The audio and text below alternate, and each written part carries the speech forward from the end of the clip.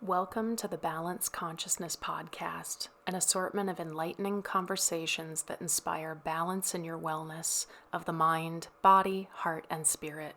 I'm your host, Jessica Taylor, and my intention is that with each episode, we open a channel of communication within our energetic systems, increasing our critical thinking, awareness, authenticity, sovereignty, and empowerment.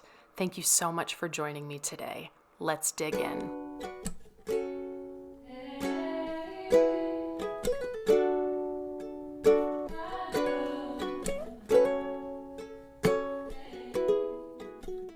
Hello, beautiful souls. Welcome to the Balance Consciousness Podcast. This is episode 4, and I am so excited to have the beautiful and amazing and radiant Alexis Asbe with me today. And we're going to talk about a lot of things, and we'll just get there.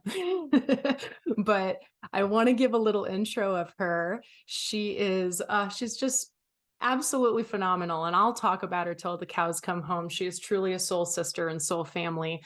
Alexis, over the past 20 years, she has supported small businesses and organizations to increase workplace wellness by aligning with leadership. As her clients use the tools and practices she shares with them, they celebrate increased morale, profits, and productivity, as well as increased intimacy in their relationships, happier home lives, and more pleasure-filled adventures. She has started up and sold several companies worth millions. She's written a best-selling book called At the Altar in Your Underwear, a brave guide to love before, during, and after your wedding. Her work has been featured on CBS's Evening Magazine, Extreme Makeover, Home Edition, and in other national publications. Alexis is a self-care addict. She's a plant medicine advocate, individual and organizational performance consultant, a wife, a mother, a goddess. I will second and third that.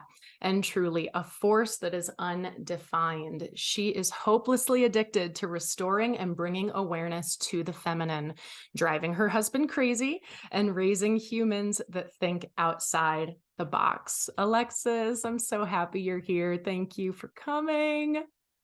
Thank you so much for having me. I always listen to my bio and I'm just like, gosh, that sounds like such an asshole bio. Like, you know, like, I serve the feminine and I serve truth. There That's you it. go. And I love that you say that, because just recently in the past few months, from all of my skill sets I've had, and then trying to encapsulate that into, the coach term without it just being a coach term, I went through the same thing where I was like, gosh, I really almost dread like meeting people in public and they say, "What do you do?" And I'm like, oh, I'm going to sound like such an asshole. So I've recently, for me personally, after meditating on it, I've put it all down into the term integrative healing guide. And then people can just ask questions. Yeah. But I love that. You serve the truth and you serve the feminine. That is gorgeous. Alexis, I want to jump right in, but before I start to ask you about your story, we were already starting to talk about this crazy energy that we're in. And I was like, let's just like go with that first so that people who are into that can, resonate with what we're talking about. So for those of you who are listening or watching, we're recording this on May 3rd of 2023. We are in the middle of a Mercury retrograde that personally is totally kicking my butt. And we are in an eclipse sandwich. We had a solar eclipse just a couple weeks ago. And in 2 days, we're having this lunar eclipse and full moon in Scorpio. And scorpionic energy is just so intense. And it's like very like death magic and like very releasey. And I'm trying to recreate a little bit of what we were talking about, Alexis. But do you want to share a little bit of what you were saying to me of how it's been feeling for you? Yeah, it's been feeling so the feminine is the moon. So it's wild and chaotic, and very often it feels like you're surfing the edges of your uterus or the dark spaces. And what you and I were just talking about is, what wants to be shown right now, like what wants to come to the light is comes under the eclipse energy. And for me, I was actually in Costa Rica last month, and I'm on vacation. I'm living my dream life. I'm there for a month, blah, blah, blah, blah. I'm in great shape. I take really good care of my body. And all of a sudden, I'm like plagued with some sort of weird sciatic thing. And I've never had that before. And then, I recently got a UTI, and then it came back. It was bacteria resistant. And again, UTI. So, like, moving into the body, which is the feminine, the moon, what wants to come, what's underneath. Like, it's forced me to look at the areas of my life that, one, I'm holding on to and not willing to let go. And so bladder is water, right? Feminine. Also, it means uh, take a look at areas that you're not wanting to let go of and what you're not embracing as new. And then learning to even trust even deeper, which is requiring an even deeper excavation of what I need to let go of. And then back is all around trusting and support. And I also find that's very interesting, because I really feel like at this stage in my life that I had already kind of dealt with all that stuff. I'm like, oh, I'm cool. I got this. Like, I'm all good. Like, I don't, it's all good. But it feels like the root, like getting to the root of the thing and then excavating it and cleaning it out. And when you're down, right, when you can't move as freely, or I can't even swamp or like energetically like move my body or move energy through, you're forced to sit in that shit, right? And the emotions that come with that have been like, it feels so good. I had to make a few phone calls where I just had to really like purge out the truth, wring it out in a deeper way than I ever have before. And this is very much what I do in the world, is like, how do we return to our truth? How do we recenter to our truth? And if like attracts like, I can't, we can't, the world, the universe cannot attract the love or have the love or be the embodiment of love if there's any disconnection whatsoever. Yeah. Yeah, I And oh love boy, here we are. exactly. And I love what you you were talking about getting to the root of the issue. And I think even before we were recording, you gave like the perfect image of like the root of the wart, like I thought I healed this, Mhm. and now it's back again. And what I was sharing with Alexis before we hit record was that I felt like, yes, it's like a release and it's a purge, but it feels really different than other releases and purges that I've gone through. It is the root, but it feels almost like I'm just kind of clearing out that last bit of debris of that issue I thought I had dealt with, but it's not like I'm reliving it. It doesn't feel like it's necessarily like a huge shock or a huge surprise. I'm like, oh yeah, well there that is again. Yeah, let's clear that up. Not to say that it feels peaceful, or that it's like going super smoothly by any means, but I don't know how else to describe it. One of my challenges is that I'm so visceral that sometimes I have a hard time putting my feelings into words. But earlier you said something about, if I can't even feel energy flowing through my body, then what the hell am I here for? What can I do? And I was sharing with you earlier that that's exactly how I felt this morning. Every day has been a little bit different for me, and this has been a really fun adventure. A lot of it for me has been about realizing that I'm holding a lot of the collective's energy right now and really going, oh, that's not mine. Oh, wow. Like I'm holding everyone right now. That I can let that go. But this morning in particular, I literally felt out of my body. Like my higher self was like, no, I'd rather be, up in the light right now. I'd rather just be like this flowing frequency. And like that shit doesn't work when you got to get laundry done and when you got to, run your errands and prep for a podcast and see some clients and things like that. So I felt this morning that I was a little bit in the twilight zone and kind of like constantly having to check the time. Am I running out of time? Like it was very, very interesting. And then Mercury retrograde on top of it has been bonkers for me. I did not think it was going to affect me quite as much. maybe because my focus was so deeply on the eclipses, but technology has been insane. Communications have been insane. I'm doing okay so far, but words have been really hard. So I've been like, this is going to be an interesting podcast. I might just make up words today or glitch. But yeah, like, and you were talking a little bit, Alexis, about the Mercury retrograde for you as well. It's been intense, right? Yeah, and I was saying that I was actually scheduled to be at a leadership event for shamans, and I was go for gold, and like I really wanted to be there, but something deep was saying no, no, no. And I'm so glad, because I had all this spaciousness, and thank God I've had all this spaciousness, because I've had 3 flat tires. I have like brand new tires, like three nails, patch fail, blah blah blah, whatever. My check engine light is like has gone on and off regularly. Um, Little things, not little things, but like things like miscommunications or missing appointments or not writing things down. Like I even asked you, I'm like, hey, I didn't write an appointment down. I had a last minute thing that like, can we move this up? Like all of those things. And I think that at retrograde time, it's just really wise to revisit, renew, restore, rest, rewind, like really try to create as much spaciousness so that these things that do come up, that we have a lot of room to deal with them. And I always remind myself that retrogrades are a time for revisiting, renegotiating, just any of the RE words, resting, restoring. Again, I don't think that there is any accidents that I've got this hip, and back issue going on, where it's like rest, restore. If I do even a little bit too much, it like pops back up. And I'm like, all right, I'm going to live right here. Like I'm Yeah. like Hitch. I'm like living right here. Can't go any further. And so, and I want to just give voice to what I hear you saying as well, is that as teachers and healers, people think, oh, they're exempt from those things.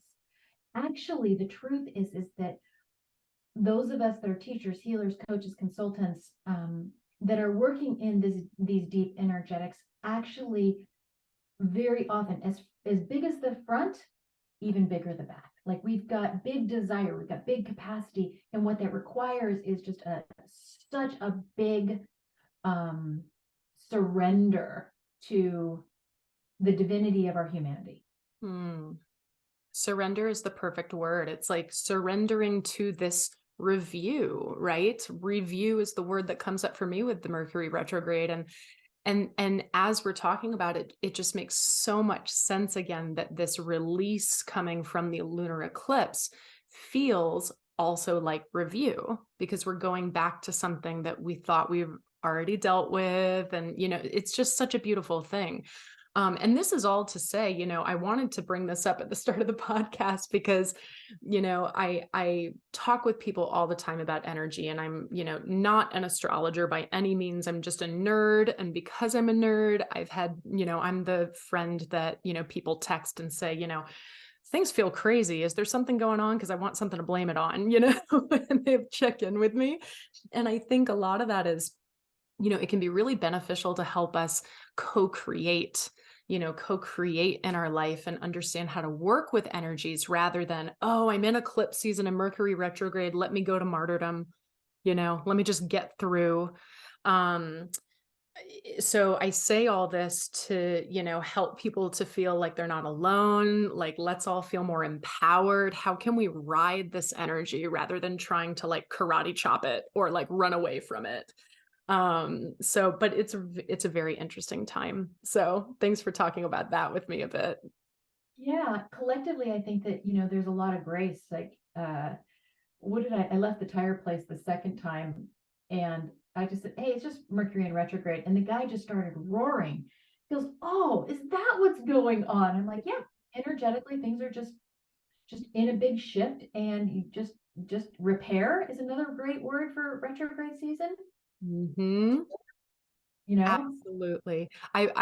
It's funny you say that, because I've actually told Ty, my partner, that I wonder if Mercury retrograde tends to be really awesome business for auto mechanics, because it's a transportation default time, like, like shit hits the fan with the cars and travel and all sorts of things. Well, I also think it's also a retrograde season for them because they're probably having staffing issues, or people are getting sick, or they might not have enough help, or there are areas of their business that probably comes up. And I see this as a corporate consultant all the time, that is like, oh, we actually need to foundationally revisit this area of our business that isn't functioning. But yet at the same time, they've got this influx of business that's coming in. And so it's like this conflicting energy, right? Mm-hmm. And the funny thing is that we used to own a large company, and we sold it a few years ago. But I would tell my staff, I'm like, we don't buy anything in retrograde, like nothing. We don't buy anything electronic. In fact, my husband ordered a truck. It came in during retrograde, and he had to tell the dealer, he's like, I can't pick up the truck. And they're like, why not? And he's like, I can pick it up on this date. And he's like, why can't you pick up the truck? And the car dealer is like, these are all like super like hick dudes, and they're just like, bro, what's up? Like, why can't you pick up the truck, man? It's so cool. It's like, it's here. You've been waiting for months for this. He goes, do you really want to know? And he goes, yeah. And he goes, Mercury's in retrograde. I can't sign anything. I can't buy anything because Mercury's in retrograde. And he goes, what? What are you talking about? I love that. I love that he stuck to his guns on that. That's Well, amazing. yeah. And when we buy things in retrograde, like that's technology, very often we're buying a lemon, or there's something electronically that isn't just electrically going to be maybe as smooth. Yeah. It's that communication, right? It's that communication within the machine as well. I mean, it's such an interesting thing. But again, thanks for talking about it because it's so present. We're in the potent energy now. And, I think a lot of people sometimes just wake up in these energies and they're feeling so cruddy and they're just like, what's wrong with me? There's nothing wrong with you. You might feel more emotional right now. You might, just feel discomfort right now, but just allow the energy to flow, do your best to just notice when you're resisting it, because that's just going to make it so much harder. There's probably a beautiful lesson that's going to bring you to a beautiful place in the end, Get with your community if you need to, lean on your soul family if you need to. But yeah, thanks Alexis for talking to me about that. I was saying again when we were sharing before, A little extra. What if we're well, supposed to be a little extra right now? yeah, what, Like, why not? what if the rupture, the the the the setback, whatever it is actually designed so that we can actually receive something. Yeah. And Oh, I think as a society, we're really conditioned to, we don't want to feel that, we don't want to feel it. Like one of my teachers, I always said, why are you only playing with one key on the piano and there's 88 keys? And so many humans right now, they just want to play that one key, right? No, no, no, no, no. But then there's this whole symphony that can be, created, and it can be so rich when you can learn to play all the keys. yeah. Oh, that's beautiful. Yeah. Like I was saying before we hit record, I don't think it's an accident at all that this was when we were going to do the podcast. And I'm just like I was saying, to the listeners, I was telling Alexis, I am just so glad that whoever booked in this week was someone I could get weird with. So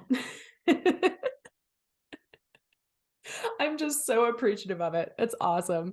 And I love that you bring up the receiving, because that is so feminine. That is so the feminine as well. And and we're going to talk a lot about the feminine today. So I want to segue into first, just like coming back to just you, Alexis. I would love for you to share whatever you're comfortable with in terms of just your story. Now, this podcast is all about balance, wellness, and it's a lot, right?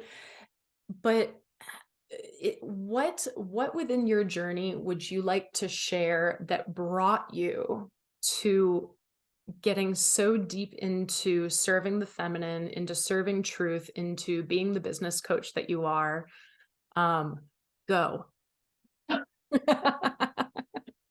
Well, I think that I was like most people, I did all the right things. I checked all the boxes. I went to college. I, was a good girl, it just very, very much doing the thing that we were told that we were supposed to do.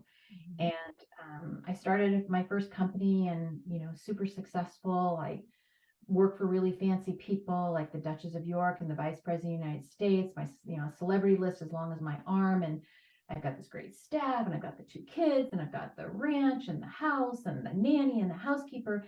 And yet I was coming home at night and I was feeling deeply unsatisfied and feeling like, is this as good as it gets? Like, why am I feeling so unsatisfied when this is everything that I've ever asked for? Mm.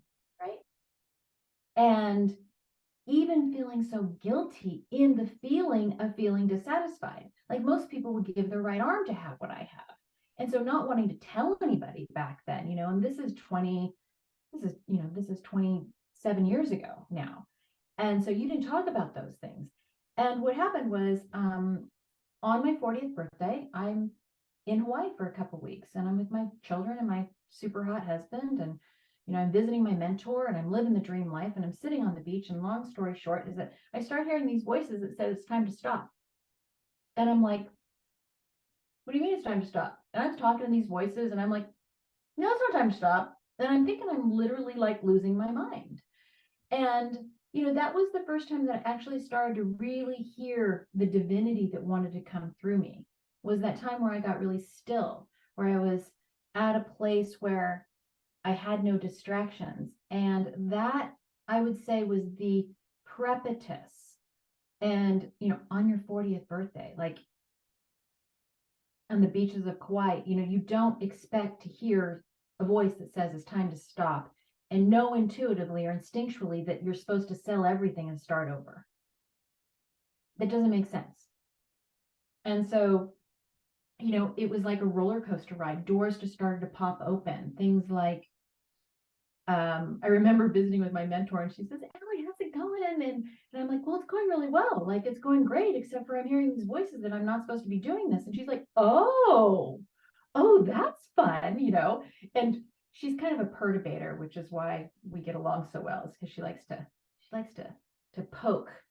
And we're at dinner with my husband and her husband that night, and she announces to my husband, who I haven't talked to about this, that I want to stop. And he's like, we're not stopping. It's perfect. Like, kids are in Montessori school. Everything's going great. Like, why would we do that? That makes no sense at all. And I'm just like, what's happening right now? But I probably would have never said anything to him because I thought I was losing my mind. And so, and then he says on the plane home, he says, I know that you are probably feeling like you just really love this life, this aloha, this slower pace, this desire to be deeply connected with nature, this desire to be in community with people, this desire to really feel us and the sacredness of time that we have with our family. We're going to keep our aloha on when we get home. 3 weeks later, he sat straight up in bed at 3:30 in the morning. He says, you know what? We got to get the hell out of here. We got to get out fast, like, or we're never going to leave. Wow. 90 days later, my company sold all cash. Yeah, it was wild. So that was kind of the prepatus to what happened. Now, since then, this journey, this walk, what's really been true is that every rupture has led to some sort of really beautiful gift of opportunity, and even more clarifying expansion of what the truth is. And that's one of the reasons I started going into this work, is because I was one of those women that led with her masculine. Drive and strive, just go, go, go. And I didn't even know what it looked like to be able to rest or relax or trust the flow and the opening. Frankly, I didn't even know how to open, right? No one taught me how to open. No one told me how to go out and penetrate and kick doors down. And so, in a nutshell, that's my journey. And now I'm so grateful because, what was my biggest challenge is the medicine that I serve now. Hmm. And so I lead people back to their truth. and Mm. help guide them into what their desire is. And truth and desire are synonymous, and it's also synonymous with love. Mm-hmm. Mm-hmm. Yeah, thank you for sharing. That was awesome. And just as I hear that, I was a woman that led with my masculine, it's amazing when I think of spending my 20s in New York City running a nonprofit dance company, Yeah. I mean, And this is so feminine, but you were probably also really penetrative at the same time. what's really interesting about it is that being in such a harsh city in the art form that the country pays attention to the least, concert dance, like we don't get any sort of support. Um, you know, Trying to take care of my dancers, coordinating tours, all the while I'm a Pilates instructor and a massage therapist and a Reiki master and all that stuff. Blah, blah, blah. And what's really interesting is when I look back at my choreography, it was so pelvic oriented and like really sensual, but in this primal way. And it Mm. wasn't until like a decade later that I was like, what? That was my subconscious trying to bring out the feminine. Because to me, in that moment, it didn't seem sexual. It was like cathartic and it was powerful and it was, badass. And it's really interesting because my external was exactly as you say. I was going out and trying to make it happen, make it happen, make it. Oh, and it's not going to happen. Well, then I'm going to force it to happen. How can I find another angle and another angle? And I'll get there, and finding the rest and the nourishment. I don't know about you, but only became apparent to me after I had to, hit burnout bottom time after time after time until I finally listened. And my body started to go, "Oh, okay. Are you ready to listen now? Are you going to talk to me now?" So yeah. And this is why I'm, it's a beautiful segue to just go into the feminine, talking about what that means to you, how it can help people.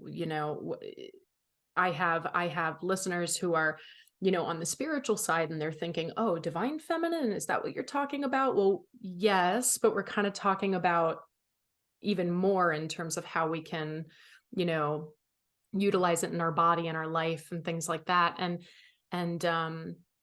I just have so many questions. So let's start simple. Otherwise, I'll get ahead of myself. How do you describe the feminine to someone who's like, "What are you talking about?" So, first of all, it's not gender specific, right? So it's not like because you're a woman, you would ultimately be just feminine, right? The feminine is an energy, right? So it's an energetic. And the way I describe the feminine to people who don't really understand, it's like the feminine is the water and the masculine is the container, right? So in our business, very often women will understand this. Systems are the container, that's the masculine, right? It's the thing that serves the desire of the feminine. The water, the creativity, the dance, the choreography was the feminine. Mm-hmm. Tracking with me? Yeah. So in my work, right, the way I do business, the systems, the structure support the desire to serve the feminine and the clients that I serve. So no, I can't not call people back, right? That's the masculine, right?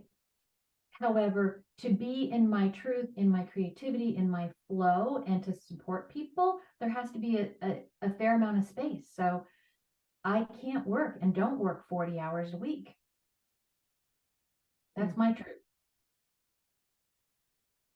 And so the way I would really describe it is that the feminine is water, the masculine is container, and the integration of the two is actually what we're after. The problem that we have right now on the planet is that we are predominantly led by the masculine, which is not sustainable, which is why we're seeing radical burnout. Teenagers, our youth killing themselves. relational issues, huge relational issues right now with people, because all masculine, all system, all penetrative energy is not sustainable. And, it's like taking all the time as opposed to giving or receiving. Mm-hmm. Mm. Yeah. So I love it because I mean, in a way, it is what I've studied as the divine masculine and the divine feminine that's within all of us, within our earth, within the collective. And yet, as I hear you talk, it's just so wonderful to hear it put into some 3D practical usage rather than just how does it, make me feel? And, like I feel like I can only have discussions like this with my energy workers, my, more, spiritually minded folks. And so one of the reasons why I wanted to talk to you today was like, how do we talk to the average Joe or the average Jane about balancing this? And so for you, it hasn't, I mean, it's obviously a work of finding balance, but specifically with your mission is to help serve the feminine specifically. And am I right in thinking and hearing you correctly that that is because the world is being predominantly led by the masculine energy? And so you're trying to pull that feminine energy into a more instinctual and habitual way for us?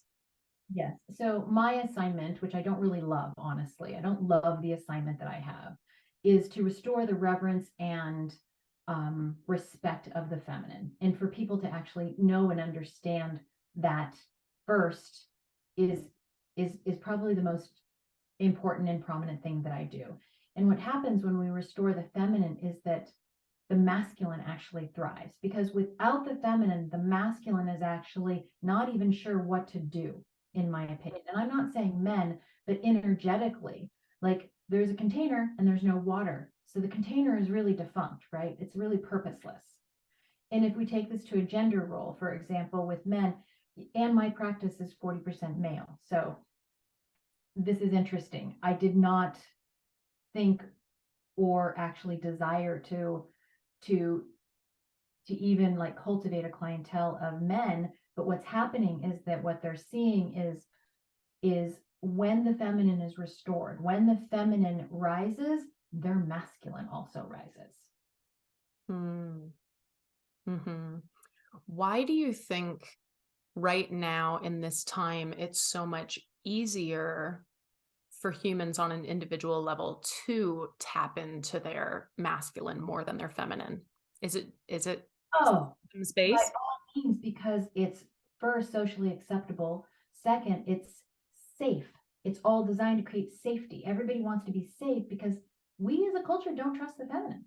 That's just the facts. We don't trust the unknown. We like predictable results, Mhm. right? And so that's why we muscle up with the masculine. Also, I don't believe that there's anything toxic about masculinity. I believe they are toxic humans. Mhm. And so and I know more toxic masculine women than I actually do men, Mhm. right? Is very often, our egos are the ones that actually tell us that there's fear, right? That we need to be afraid. So then we need to be safe. We need to be protected. So if we need to be protected, then we need to work harder. We need to make more money. We need to da da da da da. We can't go to the gym, or we can't take care of ourselves, or we can't foundationally root or do the things that actually restore and refill us, because we have this ego voice that is saying the masculine is the thing we need to muscle up with. Mm. 90% of the reasons why relationships fail is because of safety issues. They don't feel safe in the relationship. Mhm. Mhm. And gosh, this is just so layered. And that's why I was like, I don't want to get ahead of myself. Because as I hear you talk, I'm like, oh, 17 sub questions that pop in my head. But obviously, like most work, it's going to come down to working on an individual level Mm. in order to, bring it out into our work, into our relationships, things like that. When do you find, it's a two-part question. Do you find that when children are born, they encapsulate both of these energies equally? And if so, do you find that some sort of circumstance, situation, age diminishes the feminine? Hmm.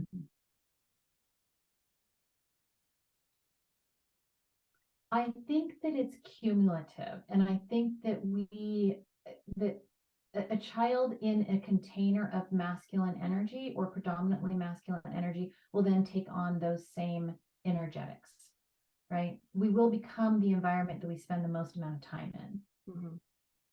So I hope that answers your question. Yeah. No, just for some reason, as I've heard you talk all the time about your work. And for some reason in my mind, I was like, what about children? How do we help Well, to, yeah, guide them to have their feminine energy as well?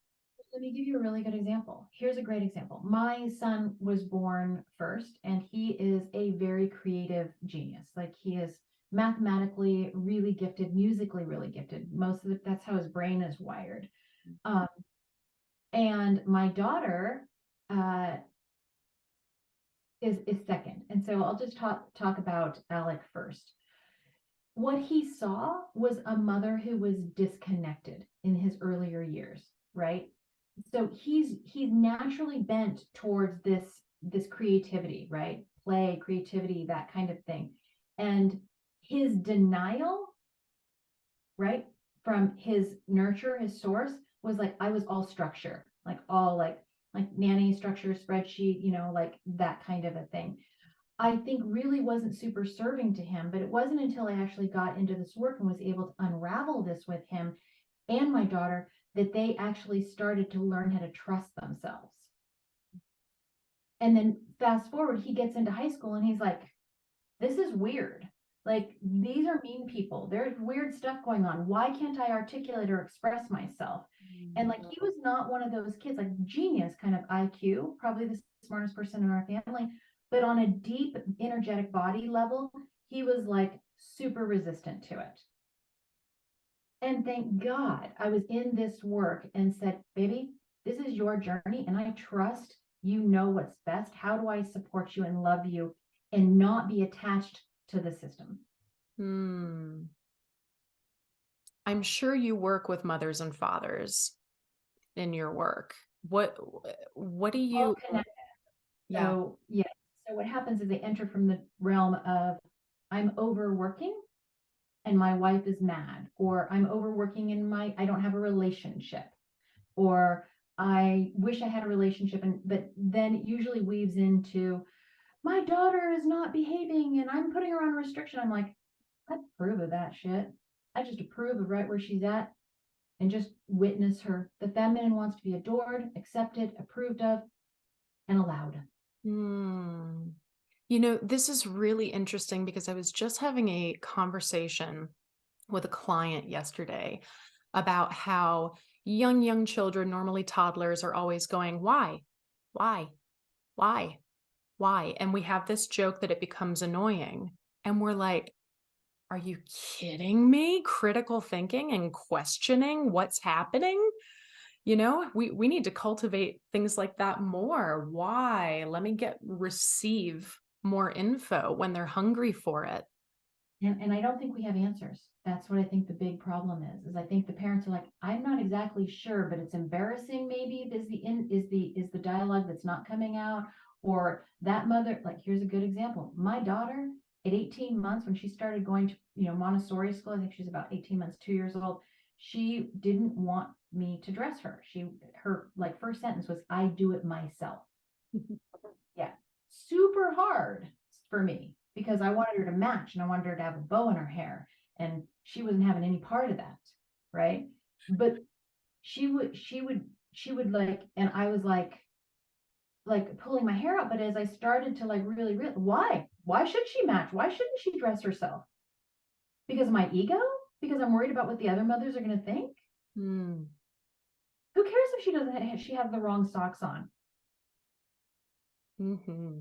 And in my generation, that was more prevalent than it is today. Mm-hmm.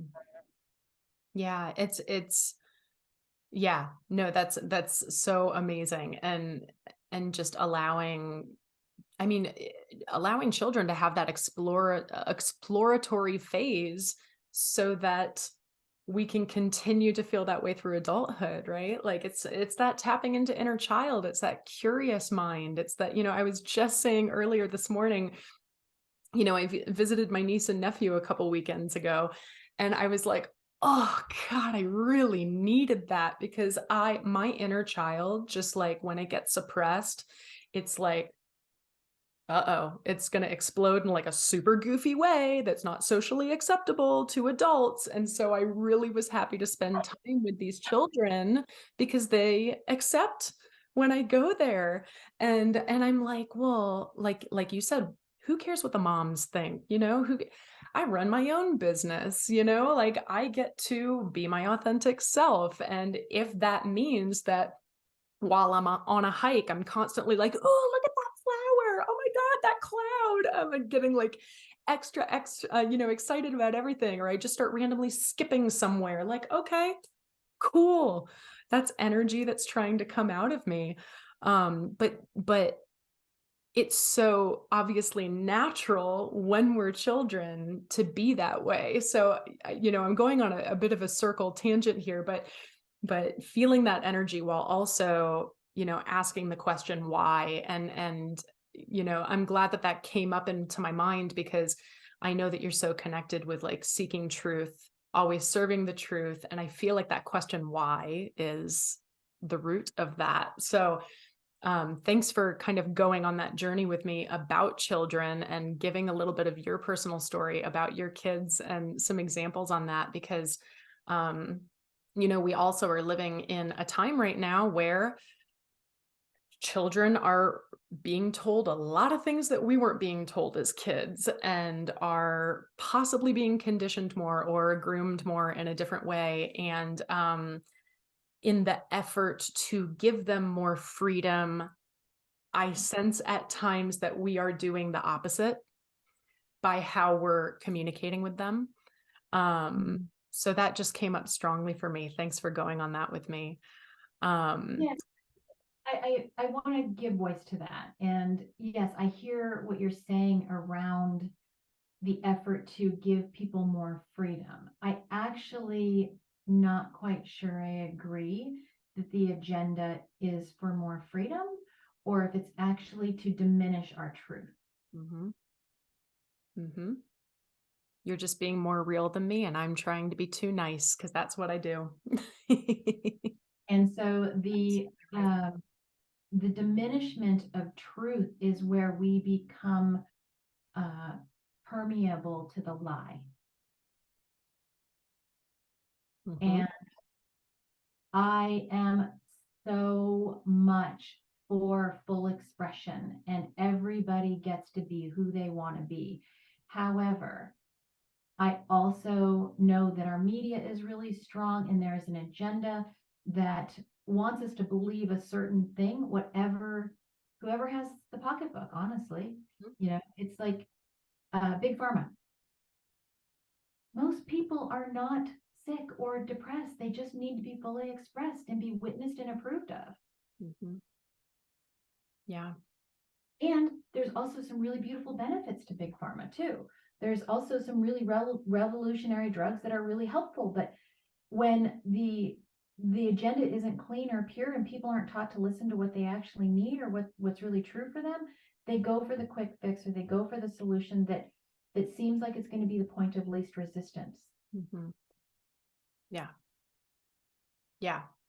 Yeah. We've hit this in other episodes where it's, reactionary versus preventative, and searching for those quick fixes rather than, do I have the deep love for myself to say, baby step today? And that's Yeah, baby step today. Good point. Such a good point.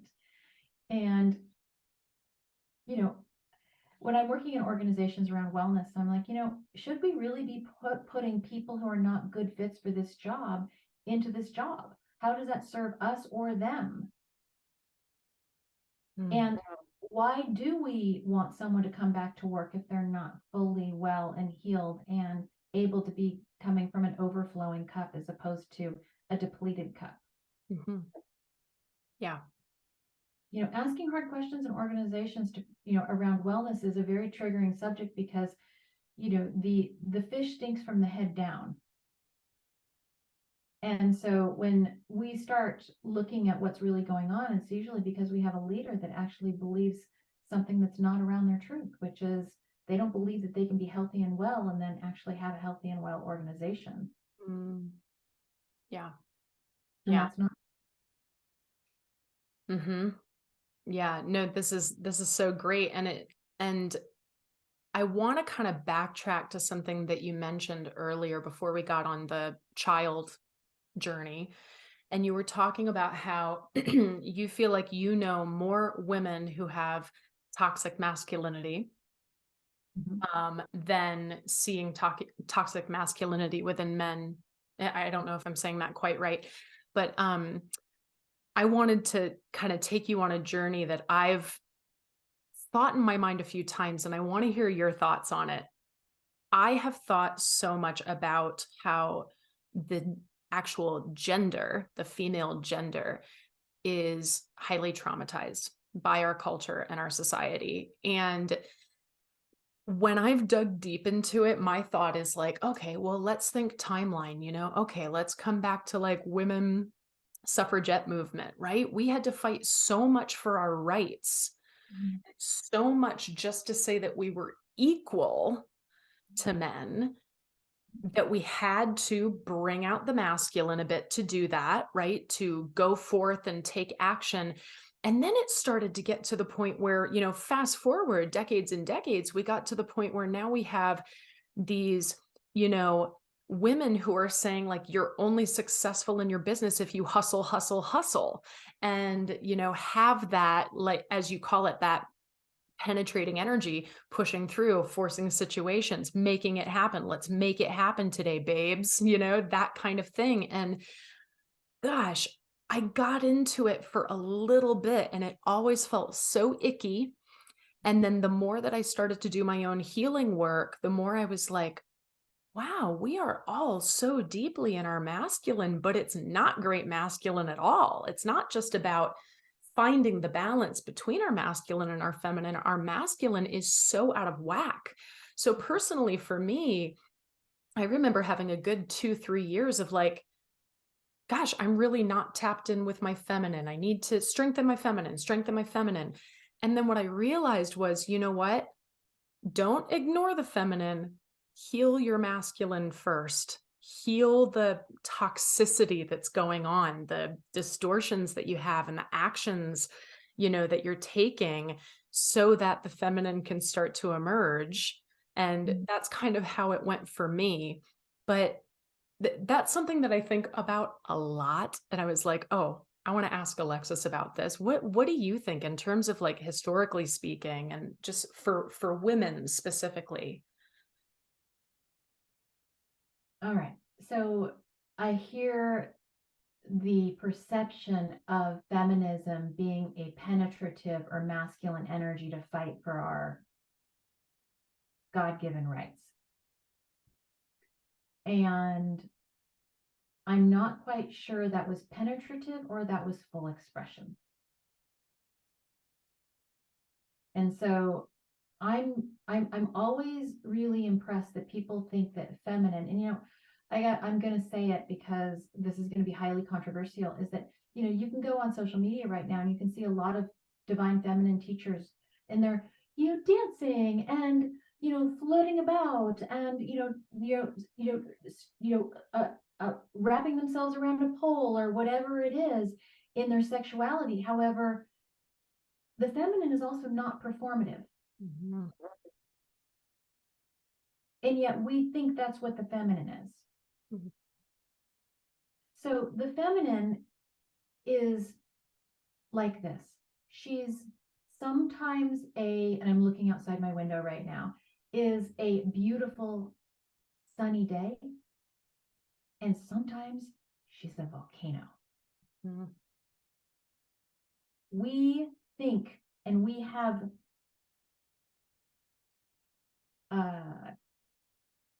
colonized the feminine into some sort of like delicate, gentle, always nice, appropriate, not confrontational or powerful, energetic.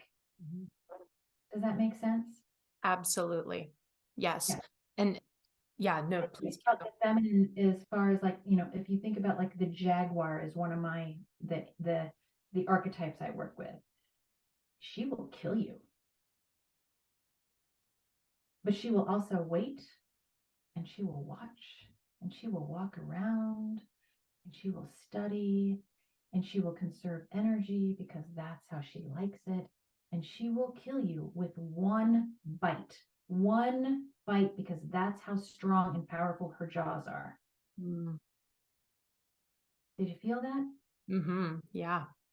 So the difference in what our society, what our culture is talking about as far as feminine is distorted. The feminine is not performative.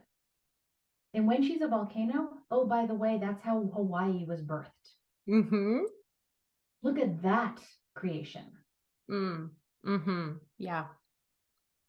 Yeah.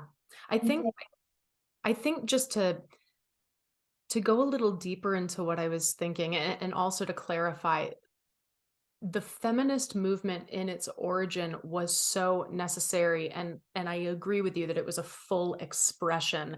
What I see is that on its journey, it seemed like it became something different. When I began to speak to, people who said that they were feminists, and then they were starting to say like it had gone to the point where women are better than men and things like that. I'm like, well, wait a minute. Where's the balance? What's going on? So I think that's mostly what I'm speaking to. yeah. And you're right with this jaguar and the volcano. And it brings me to another topic I wanted to talk about with it, but I don't want to cut you off if you have something else to say. Regarding the feminist movement, absolutely. There was a lot of things that scared people. And I think that the biggest deficit to the feminist movement, and people are really afraid of that word, right? Because you're tagged as being angry. Mhm.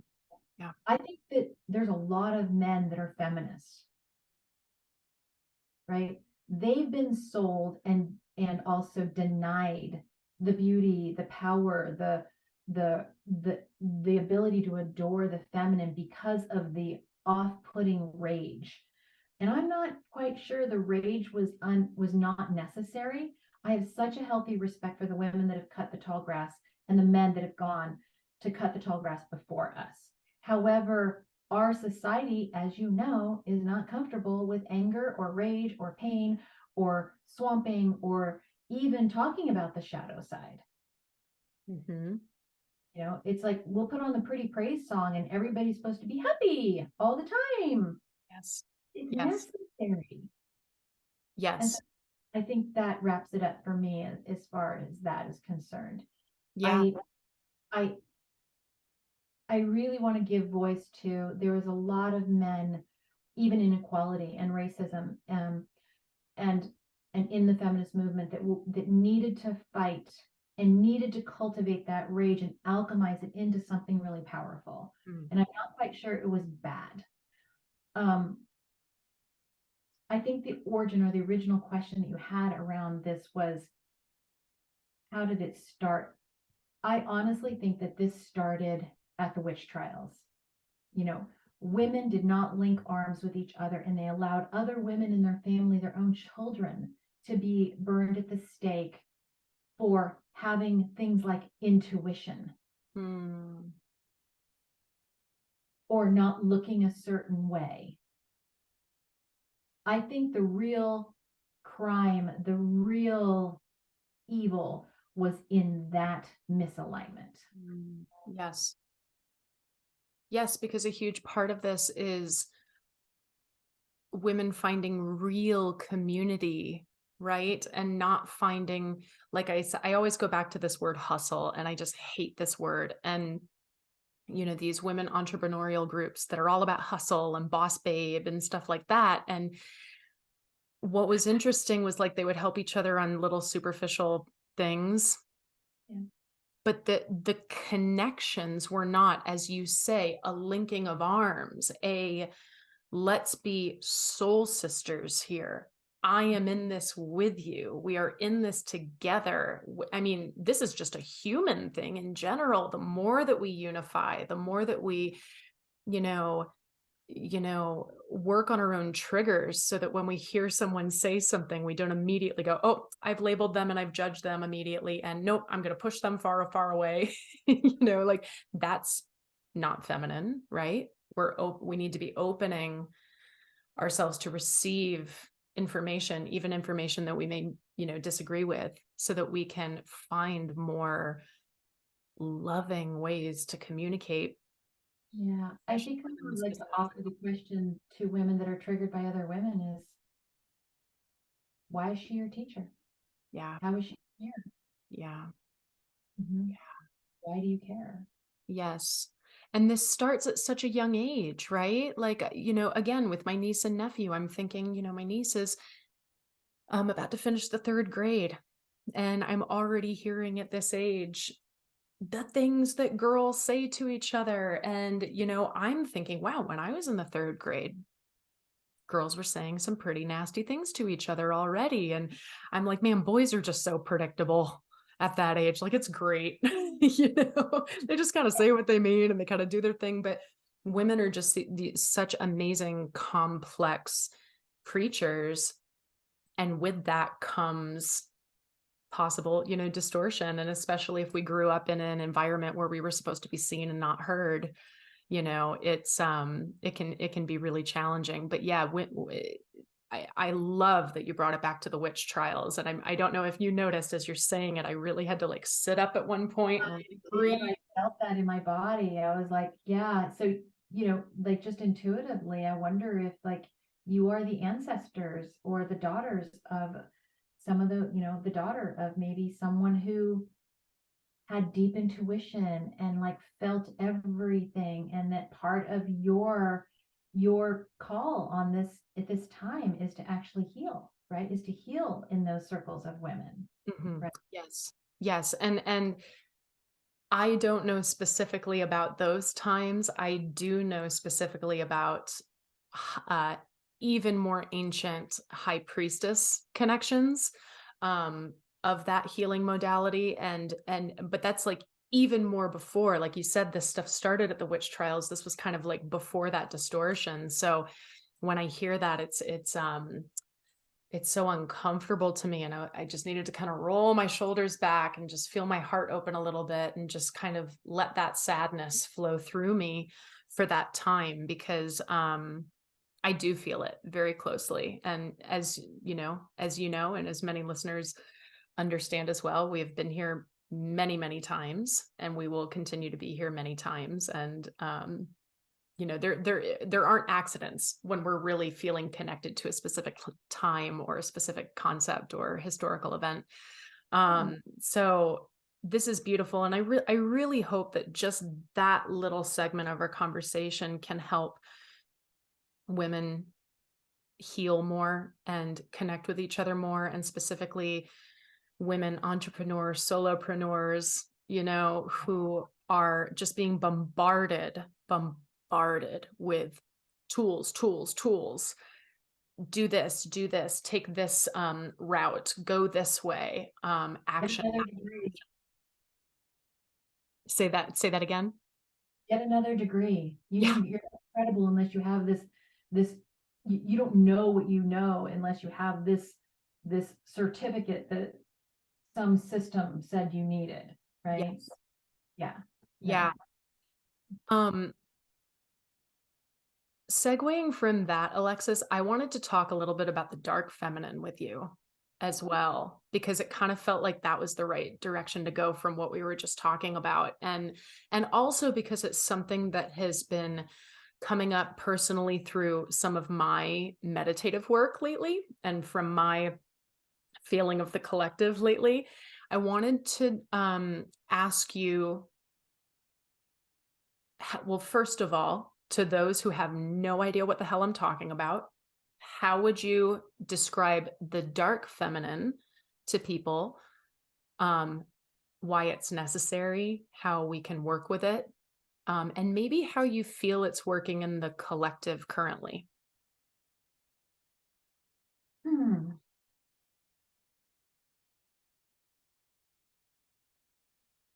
I I would describe the dark feminine like the part of the ocean that we're unfamiliar with, right? So we really only know like 20% about the ocean. The rest is really a mystery. Mhm. We really don't know what lives underneath in those dark spaces.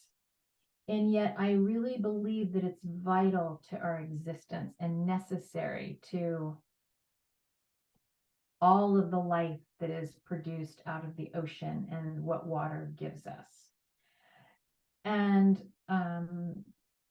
for your listeners, the dark feminine, one of the symbols of the dark feminine is the octopus, right?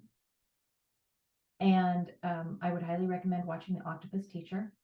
Uh, it it's interesting how the octopus is so very sensitive, and each tentacle has like, I don't know, something like 10,000 nerve endings, right? And yet we as a culture have not been actually taught to tap into our sensitivities or even attune to those. In fact, we've been taught to not attune to those. And the dark feminine is uh, being elevated on the planet right now in what I would call an inauthentic expression of sexuality. Sexuality is sacred. And with the rise of people actually maybe turning or becoming more curious about sexuality and using that kind of energetic, it can be very dangerous, and it's not truth.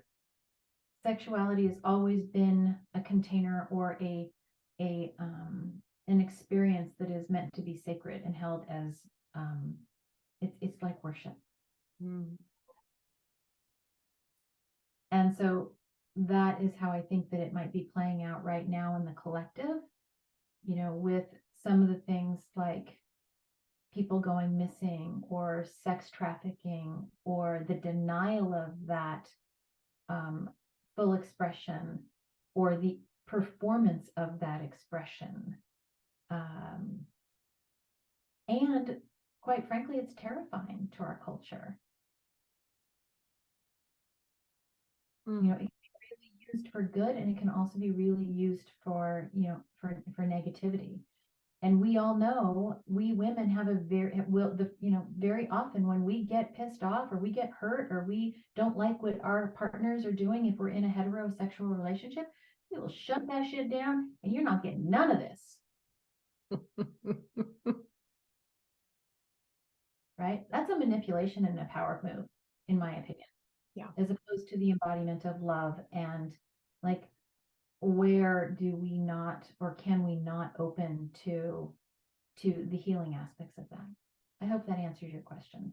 It's very complicated. And as you know, my husband, his spirit animal is the octopus, and he works with the dark feminine a lot, which has been for him, and I'll share this, has been really about returning or understanding how to revere the feminine. Mm-hmm. Yeah. And the only thing that's come from that is his insane, beautiful warrior that has just come forward as a result of that, because his relationship with the dark feminine is so sacred. Mm. He's a dude's dude too, which I absolutely adore about him. Mm-hmm. And it's been very teaching for me and very reflective. He calls me higher in ways that I don't often like, right? He does not let me settle into a diminished version of myself in any way. And yet it's the only thing that would call me higher. Mm. And I know your husband, and as you're saying this, I'm like, oh, I miss him. And I love his octopus tattoo. It's It's pretty cool, huh? It is pretty badass. And that's so beautiful hearing that connection and that he works with the dark feminine. And I know a little bit later I wanted to talk about your men's group and how you work with men specifically. Um, just to kind of one more thing on this, you did answer my question. I'm going to bring it on to a little bit more of a personal level, and then you can tell me your thoughts on it. About 2 to 3 months ago, my sensitivities got a huge uptick. And I was and I'm going vulnerable on this, so I'm actually kind of excited about it. So I was in the middle of my menstrual cycle, Yeah. and it was fast and hard and one of the most painful ones that I have ever experienced. And I was to the point where I was like, what is going on? I was starting to question. And I was feeling it just physically. And then ultimately I was like, wow, this is just so painful. I have to go to another room. So I went into my little meditation corner. I put headphones on. And the minute I settled, I felt this knowing that I was tapping in with the dark feminine within the collective. And it was manifesting within me as anger. Yeah. And it just came out of me. I cried. I started to like scream into the pillow. This is like not normal for me. Normally I'll dance things out. I'll cry for sure. I'm a crier, but I'll like move things around. I had not expressed anger like that in years. But there was this knowing that it was connected with the dark feminine and that it wasn't all mine, that it was like around me. And within 45 minutes, I felt great. And I was like, wow, because it literally felt like I had a million knives literally sticking out of me, and the energy was flowing out of me in so many different ways. And it was just the biggest, fastest release I've ever had. But what do you think of that? I think it's fucking awesome, actually. I think it's fantastic that you were able to actually like cough that hairball up, Yeah, right? that's And exactly what it was.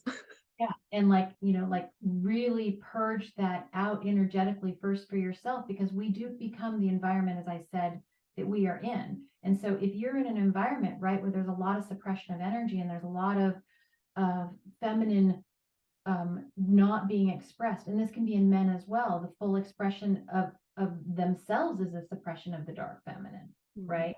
And so there's this and the work of Dr. Gabor Mate, I'm a really big fan of. I've been talking about this for years, and I love that, justice is coming, right? Is that he's finally getting the recognition that he has scientifically linked all of our emotions to a physical disease that is manifested in our body from disease. Dis-ease turns into disease. And so when I hear this, that what I think is going on the planet, and I think that you are probably moving this energy in the spirit first, right? To give approval to it is what very often I do in my containers. The full expression of men and women is actually diminished, even in our censorship. Why? Why censor anything? And then it starts to like become true. Like, why are we being told or to be quiet? Yeah. Yeah. So I think there is right now, and I think it's coming. I think it's coming really quickly, that we are going to see a real revolution in and around telling the truth and the full expression of what has been designed to keep us from our truth. Yes. In Yeah. our sovereignty. And so energetically, I think that you were probably already feeling that, like many of us. The very thing that I work with men and women is having them approve of all of their feelings. So what if you are swamping or rageful about something, right? That's the hardest thing. Everybody wants to do gratitudes. Everything's great. I'm grateful, grateful, grateful. Well, you know what? You can't have gratitude here without having the swamp as well. Mm-hmm. Mm-hmm. If you're suppressing this swamp, your gratitude is an inauthentic expression. It's like dark and light. We can't have light without dark. Absolutely.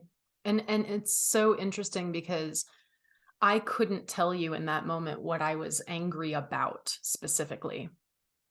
I Um, just, I want to. I'd like to ask a couple questions.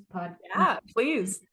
Podcaster is perhaps were you feeling unappreciated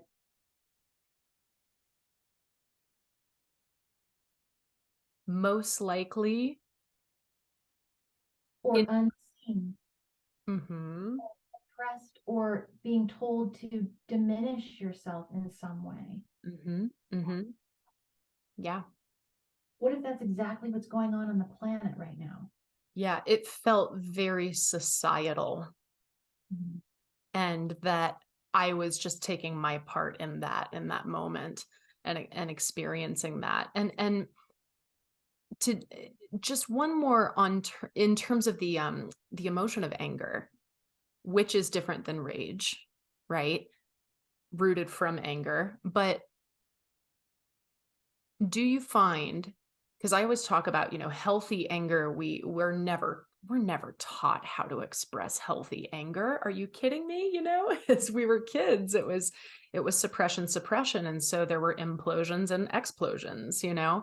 And I wonder, for some reason, just in that experience with me, the anger, which really I can call rage. It was rage. Um, Felt like it was connected to the dark feminine specifically. But anger is within the feminine in general in a healthy way, right? Yeah, Like, I would call fire feminine. mhm, yeah. Yeah, I would call a tornado feminine. Hmm. I would call an earthquake feminine. Hmm. Yeah. Yeah. So it's and we're also not supposed to be sad. Yes. you know, and grief. Like, what about grief? Hmm. Yeah. We can't have compassion or empathy without those things. Hmm. It's all connected. Yes. Yeah. So I think it was really wise of you to scream it out. You- I can speak from experience. I'm doing a lot of screaming. Well, I appreciate hearing that from you. Thank you. And again, kind of like as we started the podcast talking about the energies right now, just to help people to understand that they're not alone, I felt called to just share that story publicly.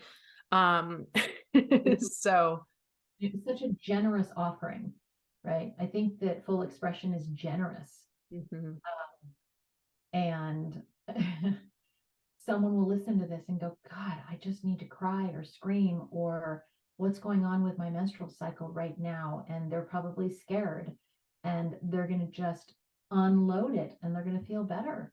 right. So that shall be. Right. And I think that that's also just another amazing reminder for women and for men to understand that, you know, women can say every month, like, oh, crap, there it is again. I have to deal with that. And I am just learning so much to say thank you. I get to shed my skin once a month. I get to release what no longer serves me. If it lands on a full moon, get ready because it'll be even more intense. But I'm so lucky to have a portal, Yeah. in which that release can happen in such a beautiful way. And it's not a time where women are weaker. No, it's actually a time when we're our most powerful. And what used to happen in the old days is that the shamans actually knew this. The male shamans knew this. And so they wanted to sequester the women who were menstruating to a special place where they wouldn't energetically interfere with them being able to track, right? Because they knew that they were so potent and so powerful during that time. Yes. Um, it it was futile to actually try to even compete. Yeah. Because it was more of a matriarchal driven society back then. Yeah, absolutely. I'm sure in so many ways the masculine and the feminine were always kind of, fighting for balance, um, you know, rather than necessarily working together to find balance. I Um, suspect back then that the women came with a knowing, right? That they came with a knowing, so it was just second nature. yeah. And then what happened was a, kind of like what we were just talking about with the witch trials, physically women needed to be part of a household or a community in order to survive back then, right? So there was this need for survival. And so the fear of survival then had the alliances go towards, oh, I need to, really align with this man and maybe throw my sister under the bus Mm, yeah. to, as opposed to what if we all linked arms again and we took care of each other. Mm. And it's such a gorgeous thing when that happens, when I find myself in even just a relationship with one other woman where it's just like, I see you. And it's really interesting is men do relationship really well. Like men will actually go fisticuffs and like have a big brawl about something or speak their truth, and then like the next day they're best friends again. Yeah. Women, on the other hand, we don't have healthy examples of what it looks like to have conflict without thinking we need to seek revenge or look over our shoulder for the rest of our lives because you think she might kill you. Yeah. um, Women are very aren't really clean very often in their way that they do reconciliation, and I think it's very much because we haven't been taught that. Some of my best girlfriends, man, we have gone to the mat, right, and have like still come back and reconcile, and they're my strongest bonds. Yeah. Yeah, and I love it. I personally, for me, I'm not afraid of that kind of confrontation, but women are very often afraid of being confronted because they don't have the freedom to express their full truth. Like, I can honestly say, I've had to say, I'm an asshole sometimes. I'm sorry, I didn't mean to be an asshole. What can I do to make it up to you? Right? But Right. like for most women, it would be unheard of for them to actually think of themselves as being anything less than perfect because of all this stuff that we come into the world with or we've been taught. We're Yeah. not allowed to be assholes. We're Yeah. not supposed to be. We're supposed to be pretty and quiet and soft and gentle and always nice. Yes, but always nice, especially really. Yeah. No, this is great. And just speaking more deeply into, you said when I was sending you, pre-questions, you said that you work on connecting the head, the heart, and our sexuality together. What more do you want to say on that? When I work with women, I work on aligning their head, their heart, and their pussy. And when I work with men, I work in aligning their head, their heart, and their cock. And that's the truth. The If we are all head and no heart or cock, or vice versa, we are not operating in the divinity that we have come into this world with, right? And so that's what I meant by that. Yeah. And it's like you might have a man who is, oh, logically I should stay in this relationship because like that's the right thing to do, but like my I'm not attracted to her, and then my spirit's not aligning, and then that's like wrong. Like, don't do her a favor. You're not doing her any favors when you're not aligned with your truth, right? It's kind of like the Father, Son, and Holy Ghost concept, right? Head, heart, cock, head, heart, pussy. It's the same thing. I love that you made that parallel. That was amazing. You know, and I think that the stories are very much symbolic, right, of what the divine message is actually trying to tell us. Mm-hmm. I'm a big believer in the Gospel of Mary Magdalene. I find it very interesting that we had 13 disciples. We have 13 moon cycles. Mary Magdalene's gospel was actually stolen. She was so ostracized by the other men, right? Because they knew that she knew the heart of God, Mm-hmm. right? Jesus went to her for refuge. He spent the most amount of time with her. He shared the most secrets with her. Mm-hmm. She was also the one that was told, that we were told, that was a prostitute. She wasn't a prostitute. She was actually a really wealthy woman. Her family was very, very wealthy. Her family tried to perform exorcisms. That good Christian family tried to perform exorcisms on her because of the time it was unheard of for a young girl to go follow some hippie, right? And they thought that she was mad. She wasn't mad. She was actually listening with all of herself and finding truth. And she had the courage to go and follow Jesus. Yes. So And yeah, head, heart, talk, head, heart, pussy. I love it. And to live through love.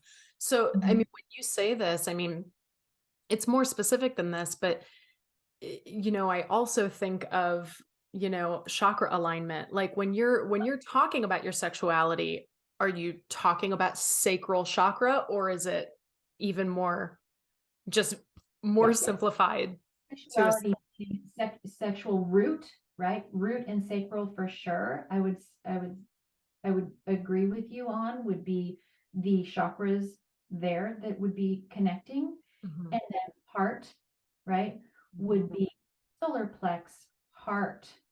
Yeah. Yeah. Yeah. Yeah. And like you said before, the biggest problem in relationships is the feeling of safety. So that root chakra is just so important. Yeah, to feel that safety and security. And also speaking to that, you're saying the women have such a hard time with reconciliation because we can have just such a hard time with trust in general due to XYZ. And I think this is really interesting because when I asked you what you're currently working on right now in terms of your wellness, the first thing you said was trust. Yeah. Do you want to talk more on that? Oh, wow, sure. This would be a whole nother podcast, honestly, because it's like it's what I call the sacred fucking portal of truth. It's midlife, right? Many people over the age of 40 are in this midlife transition when their bodies are changing, right? Their hormones are changing. I was talking to Kelly about it. I said, so many years you could feel that pull, that erotic pull. I just, like, he'd walk in the door and I would just like I was just hot for him, right? And now, as you're going through midlife, the same hormones are not there. And so it's there's so much love, thank God for that for us, but it's a different kind of energetic. And what comes up at midlife is what wants to be reconciled. And very often it's a reconciliation with the feminine that has been denied for so many years because of this outward give that we've been doing for so many years. The mother gives, right? She just gives. She is the source. The maiden, she is looking for external approval, and the queen or the empress or the sage or the crone, these years are all about the internal experience and knowing. And that requires a whole bunch of self-trust. It's trusting that I'm hearing correctly, trusting that what I'm sensing right now is accurate. Yeah. Right? That I'm divinely connected at this stage of my life. And so, yeah, midlife is a very interesting portal. And I also feel like in the collective that we're kind of at this same sort of reckoning right now. And I will go ahead and say it, but I think that we are going to see a return of women, as we do in indigenous cultures, in their elder years, having a lot more influence in the world. And I want that for the world, because there's wisdom in these years that needs to be offered as medicine. Mm-hmm. But that medicine does not come easy. It comes with a testimony of heartbreak and telling the truth and getting to a place and saying, this isn't what I expected, and what do I want to do to change it? Mm-hmm. Mm-hmm. Yeah. But it's, and we just keep coming back to the truth. You also said, before I get to that, you want to create a more regenerative life. Oh yeah. Yeah. Yeah. I think this whole thing's a setup. I think this whole way that we've been doing life, like, why aren't we creating regenerative lives? Like, why isn't anybody talking about regeneration? Like, if I work 5 days a week or 6 days a week, that's not regenerating in any way. We have a system that is actually, like, to work 5 days a week and we have 7 days does not seem regenerative. And then we have a day for errands, and then we go to church on Sundays, or we're supposed to worship. Like, none of that feels regenerative. I'm a big equal energetic exchange. Like, I'm not going to care more than you do when I'm working with clients, right? Yeah. Yeah. And so it's not regenerating. The lie, right, that we've been told is that we have to deplete ourselves in order to be worthy. Mm-hmm. We have to overgive to get. Uh-huh. Yeah. Right. I was recently riffing about friendship, and one of the things that I think is really interesting is we all have those friends where we have to go find them. We have to go, like, seek them out, and they don't return calls. They don't return texts. That's not a friendship. That's someone you know who's not relating with you. A friendship is an equal energetic exchange, Mm-hmm. right? They reply, they reach out, they meet you in the middle of the street, not where you have to go all the way over the other side to go get them. Same thing in relationship. Yes. Yes. Yeah. It, I just absolutely love that. And I also agree. I've thought for many years now that we need to at least get to a 4-day work week, or as the system. And I, especially with my, fellow freelancers or entrepreneurs, it's so easy to make it 24/7. And, one of the many things I do is I teach Pilates certifications. And as I'm, helping them get into their career after graduation, in the beginning, yeah, we say yes to all the jobs. We need to build the clientele, right? Because we don't get a salary gig. It's not like a 9 to 5. And then within a year, they're working 7 days a week. And I'm like, whoa, can we take a day off? Yeah, I'm really trying to. You're trying to, And I was there. That was me when I was, 25, 26. And then we take that one day off and we're like, whoa, that was a catch-up day. How did I even get my laundry done before? And then we're like, we need the 2-day off. And then we keep realizing, oh, this is good for my body. Why don't we do this more? But I mean, you and I can both relate because we've both been to places like Costa Rica where life is so much slower. Yeah. That it can be such a place of healing to be in a culture like that. And we can do all that we can to bring that back to the States with us. But it obviously becomes more of a challenge the longer that we're here, because we're immersed in this society and this culture and this, do more to be more kind of mentality. And the very deepest part of this conversation is going to is where it always goes. It's self-worth, self-love. Yep. Is like, we as a culture don't value who we are. We don't see the divinity of who we are. And so we can't actually respond to our life from the same place. And that, for me, for you, for everybody, is not a one-stop shop. Mm-hmm. Right. I was just talking to a client. I'm like, it's like when you go to the grocery store and you're going to buy a bag of almonds, and the bag of almonds that's not organic, that's highly toxic and full of pesticides, is $5.99. And the organic bag is $7.99. And you say, I'm going to buy the $5.99 bag, right? The one that's going to save you $2, because it's annoying that you have to spend whatever, but you don't think that you're worth the bag of organic almonds that are free of pesticides. You're saying to the universe every time, you're saying to God, you're saying to yourself, you're saying to everything that you touch, I am unworthy of the non-toxic bag of almonds. Like attracts like. It's an energetic law, right? It's like my garden. It goes for 3 or 4 months, and then the other 6 months, it's got bumper crop on it. It's regenerating. I'm reconstituting that soil. Mhm. But it's really hard for people to get there because they're really enslaved to a system that says you're not good enough and you're not going to be able to put food on the table and your kids are going to suffer and you're going to be a shitty parent and all of the things. Mm-hmm. Mm-hmm. Which also comes back to the image that I think that you brought up at the very beginning of the podcast, that we can live off of the image of who we should be, or the image that culture has taught us to be, you know, to define our worth. And I I love that without me even trying, every podcast comes back to self-love, because it's in the tiniest way my guides validating the niche that I chose for my work with my clients, and that everything is, where does our self-worth come from? Do we have it? Do we even know what self-love is? No, it's not self-care. Those are a couple things that you know, when I hear people say like, oh yeah, I have self-love, I go get a massage once a month. I'm like, oh, great.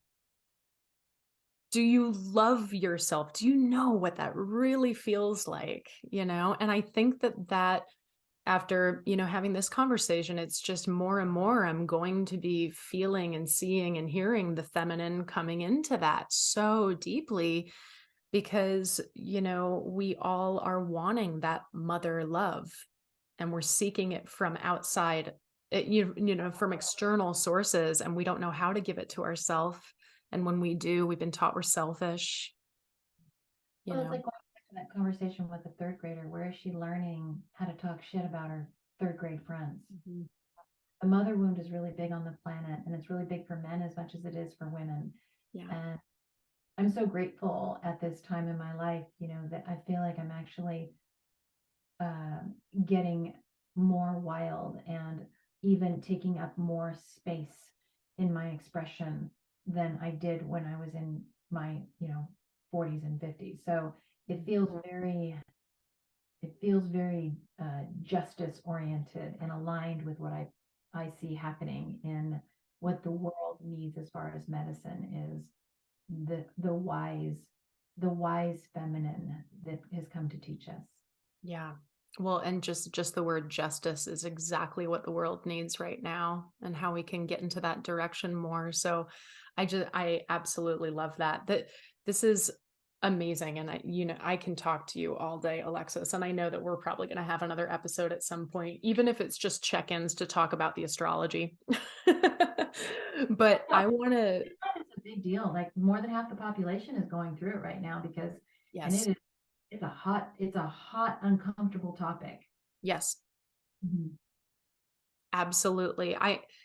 I just want so badly. And a part of my work is, it's not my job to save the world. It's my job to work within myself in order to magnetize the people who are ready to work with me. Right. So, but a part of that is because I feel their sadness, and I feel their anger, and I feel their pain so deeply.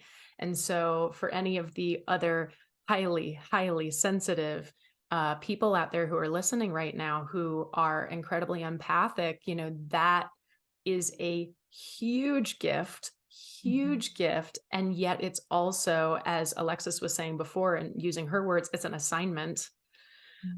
Because if we don't learn how to hone our self-love and to really feel that in such a strong way, we won't know what's ours and what isn't. And we will forever be sacrificing ourself for the sake of healing others, helping others. Um, and that just never feels quite as rewarding, rather than getting so deeply into my self-love that it's so juicy that I'm like, hey guys, come over here, you know? It's more of like an invitation in. Mm. Um, so yeah, this has been beautiful. And I want to talk about your upcoming retreat and make sure that, we plug that and hear from your words. It's called the Becoming Retreat. Tell me if I'm saying any of this wrong. It's from June 1st through the 4th. Yes. And it's at the Mermaid Ranch, which is your ranch, yes, which is in Redding, California. And what I loved that you said first, before you said what it was, you were like, this is not your normal retreat. It's not the one that you're going to leave feeling really good and, wanting, not that you're not going to feel good, but feeling really good and longing for more, things like that. You said it's about becoming the woman that you're meant to be. So what would you like to tell us about this? So tell you a funny story. So as I mentioned at the beginning of this, I haven't been feeling super great. And so I've been spending a lot of time at the acupuncturist, massage therapist, blah, blah, blah, really healing myself. And so there's a whole marketing thing that you're supposed to do when it goes to retreats. And so this is a really good example of how energetic business actually works, like equal energetic exchange. If like attracts like, right? And I'm saying I'm worth taking care of myself and I don't need to panic. And I have this big retreat that's launching, right? Um, and I've been very radically after making sure that I am shored up and foundationally taking care of myself, between getting x-rays and acupuncture and all this stuff and salt baths and saunas. It takes a lot of time during the day. And so I'm really happy to say that the retreat is already 75% full. And I haven't even sent it out to my big list. However, those are the kinds of things that we really want to attune to when we're becoming the woman that we want to become, or we know that we're meant to be. There's a way in the world that we have been conditioned to operate, and then there's our truth. And this retreat is about actually really digging deep into who it is that you are meant to become, and then executing on that and living from that space. And what will need to be released will need to be released. Mm-hmm. And then we will refill it and rehydrate and reconstitute that beautiful vessel with gorgeous organic food. I have a chef from Kona that I'm flying in who I absolutely love. And everything is locally and organically and local, organic, and sustainable when possible. And it's here in my private home, which I'm really excited about because it's a very intimate space, and we're really going to be able to really connect deeply in the way of the feminine and what that looks like. So I hope who's ever listening, if you're meant to be here, you will be here. There's still special pricing that is available. So it was originally priced at $3,200. There's special pricing of $1,850 until it's full. And we have a few more spots left. And Jess, why don't you come? I would absolutely love to. I really would. Yeah. I really would. I'm gonna keep sinking on that one for sure. Most Um, of what I always say to people is if you want to be somewhere, just ask. Like, we can figure it out. Like, we're grown ass women. We can yeah, figure it out. It's easy. I love it. I love it. And I was looking a little bit more into some offerings. You're offering like other amazing options like, cold plunges and all sorts of wonderful like vascular rejuvenating as well as like detoxifying services. Like you said, what needs to be released will, and then you're going to help to fill it up after. Yeah. The retreat itself will be very cleansing as well as very restoring. And uh, I think just the women that are already enrolled and have applied are it's just such a beautiful. I mean, these are women who are ready to be initiated, right? We don't have initiation in this society, initiated into their truth, ready to like step over that line and say, I am done with the old and I'm ready to accept the fullness of who I am meant to be without apology.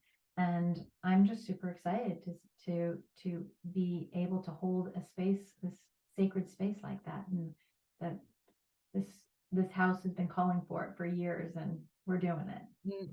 And I also just love that you call it the Mermaid Ranch, because that just immediately brings me into water and flow and that beautiful feminine energy.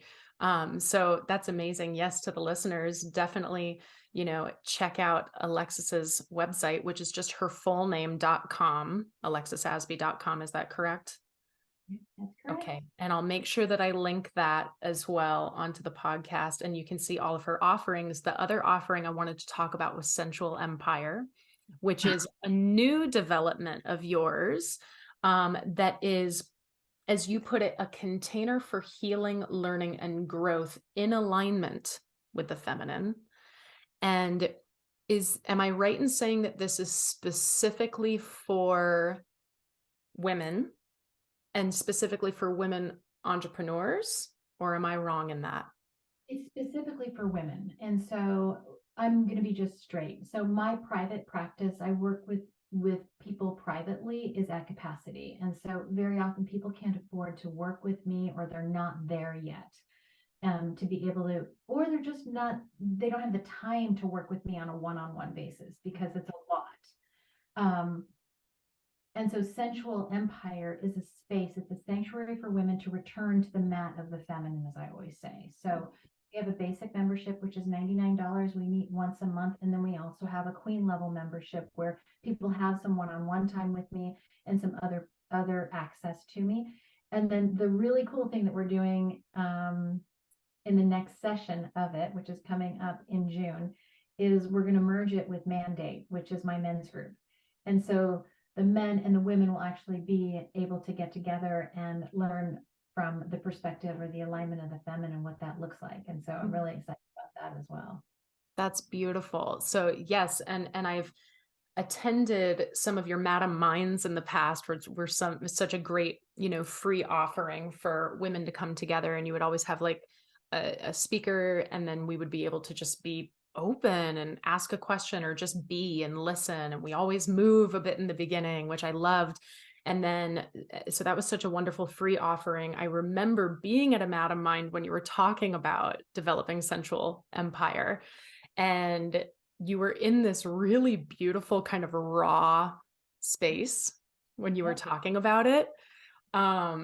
And then it felt like within like a week, it was like, like it just shot off. And you were just like, yep, this is it. Like it was as if you needed to just say it out loud to all of us, for it to become real. And I love that you're then going to merge it with your men's group, which I also wanted to ask you about, because I really wanted this podcast to not be just for women. It was about the feminine. But can you talk more about your men's group as well? Yes. So I work with men often and quite a bit. It seems though my men's clientele has really increased, and here's why. They're seeing what's happening is that they're seeing when the feminine actually rises, how they have become aware that they are not quite sure how to cultivate their masculinity or integrate their own feminine energy. And really high level men are getting huge results. Frankly, I think my men actually work even faster. They're just so clean in the way that they operate. They don't have the same baggage that often we come into the picture with. They're just like, oh yeah, that makes perfect sense. I'll do that. Like they're just like there. And they're hungry to express themselves. They're hungry to learn about how do they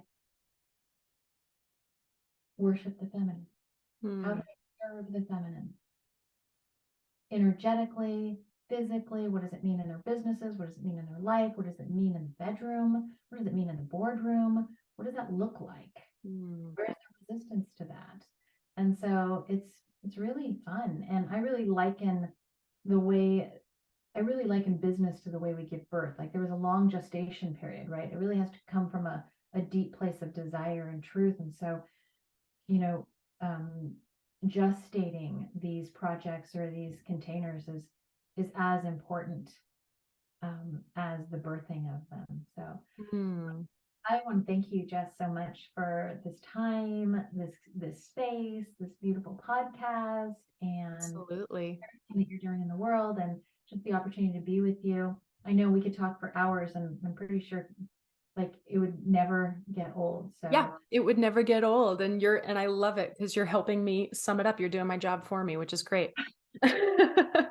I am going to make sure that I'm linking all of this info so that anyone who wants to check out all of these offerings that you have can. And yes, Alexis, thank you so much. It was such an honor. Thank you for carving away a fair amount of time to, chat and really dig deep and, express your thoughts and give us your wisdom and your radiancy in regards to the feminine. And to the rest of you listeners, I honor you in everything that you are and everything that you're going to do. And I wish you a very balanced rest of your day.